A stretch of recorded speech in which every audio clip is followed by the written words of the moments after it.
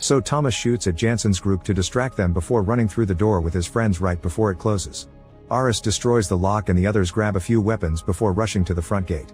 There's a sandstorm outside and the guards are coming after them, but the teens keep going until the storm makes it hard for their enemies to follow them anymore. After running for a while, they find an abandoned building and go inside to spend the night. Thomas and Aris decide they should try finding the right arm in the mountains. Then they notice some footprints on the ground and follow them to find a room with supplies, which means someone used to live here. They take what they can carry before splitting to search the building. In another room, Thomas and Minnow find a dead body and a bunch of cables that they follow until they see a generator. Minnow turns it on and now the whole building has power. Suddenly some cranks appear behind them, so Minnow brings one down to create an opening and the boys run into a different room, quickly closing the door to keep the cranks out.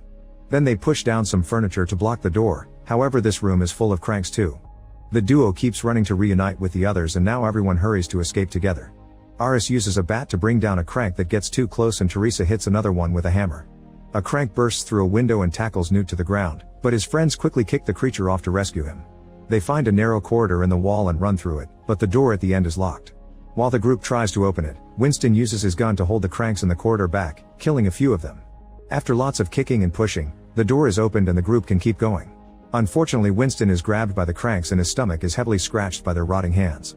His friends manage to grab him and pull him away from the cranks so they can move ahead. The chase continues until the teenagers find a safe spot to hide and sleep there for the rest of the night. The next morning the group leaves the building and discovers they're in the middle of a city in ruins. Suddenly they hear an engine-like noise and rush to hide right before the wicked helicopters pass by. Thankfully they aren't seen and after the choppers are gone the group keeps moving, only for Winston to collapse. He's really sick and can barely move so the others have to carry him on a makeshift stretcher.